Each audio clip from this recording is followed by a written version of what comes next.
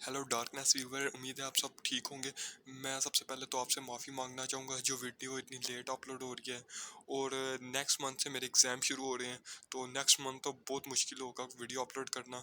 और उससे next month regular basis पे वीडियो आएगी। चलें आप वीडियो को एंजॉय करें। Normal boy to godly cultivator with godly base system की 4th एपिसोड की शुरुआत उसी सीन से होती है जहाँ फैन परेशान होकर बिस्तर पर लेटा और सिस्टम से कह रहा होता है, सिस्टम तू मुझे टॉर्चर कर रहा है। सिस्टम फैन को मोटिवेट करते हुए कहता है, मास्टर आपको डाउन फील करने की जरूरत नहीं है।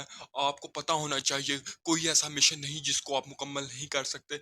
एमसी रोते हुए कहता है, सिस्टम बस कर दे, तुझे लगता है क्या मैं इस हालत में कोई मिशन कर सकता हूँ? सिस्टम कहता है, बकवास बंद करो, मिशन तुम्हारा इंतजार नहीं करेगा। साथ ही सिस्टम इसको टाइमर दिखा देता है जिस पर सिर्फ 31 मिनट और 37 सेकंड बाकी रहते हैं। फैन परेशान होकर बिस्तर से उठता है और सोचता है, क्या मैं ब्लेजिंग डॉग को मिशन मुकम्मल करने के कहूँ?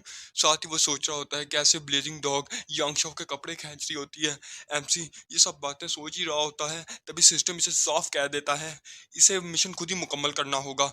डिवाइन भी सिर्फ इसकी मदद कर सकता है। फैन अपना हाथ चिन पर रखते हुए कहता है, चलो फिर डॉग गर्ल को बाहर ही भेज दो। सिस्टम कहता है, नूब के बच्चे, पहले तुझे उसे समन करने की जरूरत है। फैन खड़ा होकर बड़े फनी तरीके से अपने हाथ लहराते हुए एक अजीब सा मंत्र पढ़ता है और मंत्र के एंड में कहता है, ब्लेजिंग डॉग बाहर आ जाओ।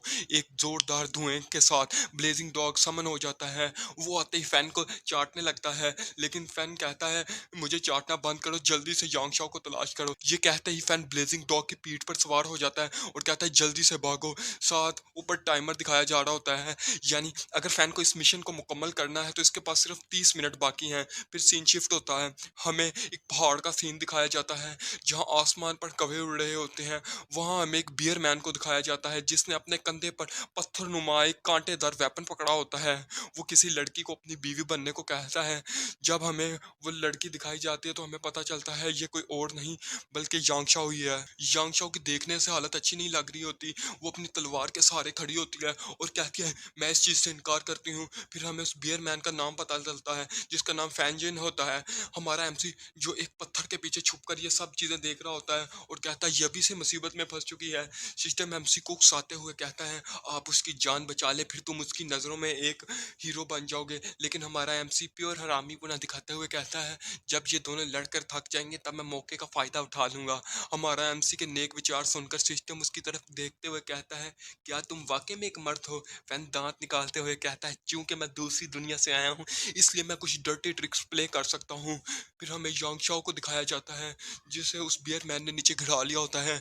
जब फैन उसे इस बात का पता चलता है कि वो इसके लिए डॉक्टर को ढूंढने गई थी, तो फिर वो कुछ चीज सोचने लगता है। फिर हमें यांगशाओ को दिखाया जाता है जिसकी आंखों से आंसू आ रहे होते हैं। वो मियर मैन यांगशाओ के साथ जबरदस्ती करने की कोशिश कर रहा होता है, लेकिन तभी एक आवाज आती है जो कहती है, तुम सब रुक जाओ बूढ़े घुसट। ये आवाज सुनकर यांगशाओ हैरान रह जाती है। वो बियर मैन बड़े गुस्से से फैन की तरफ घूरते हुए कहता है, तुमने मुझे बूढ़ा घुसट कहा।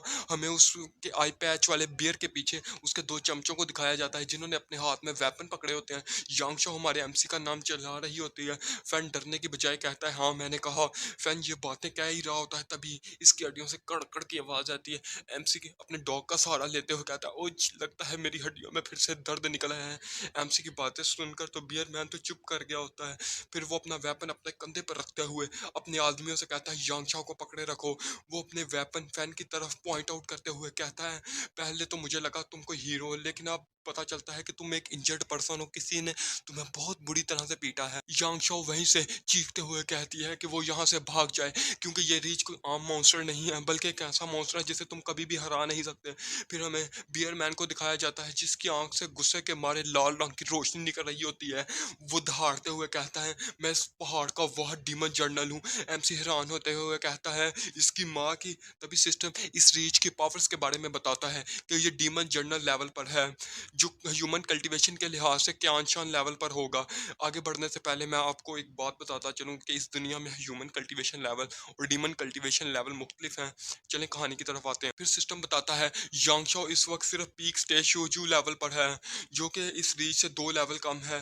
फिर फैन बड़े मासूम तरीके से पूछता है, मेरे इस दुनिया में आने से पहले इस बॉडी की कल्टीवेशन क्या थी? सिस्टम इसे बड़े फनी तरीके से घूरते हुए कहता है, तुम्हारी कल्टीवेशन सबसे शुरुआती stage human shock you level पर थी। एमसी ये सब बातें सुनकर तो उसका मुंह खुल जाता है और इसके दिमाग पर जैसे बिजलियां गिर गई हो। फैन सोच रहा होता है मैंने पिछले जन्म में ऐसा क्या पाप किया था जिसकी वजह से मेरे साथ ऐसा हो रहा है। और साथ ही ये भी सोच रहा होता है कि आखिर इस जैसे बेकार शख्स को कोई क्यों मारना चाहता होगा, और अगर मैं इसी तरह कल्टीवेशन करता रहा तो मैं तो उस शख्स से बदला भी नहीं ले पाऊंगा जिसने इसको मारा था। फैन के इसी सदमे के साथ एपिसोड का एंड होता है।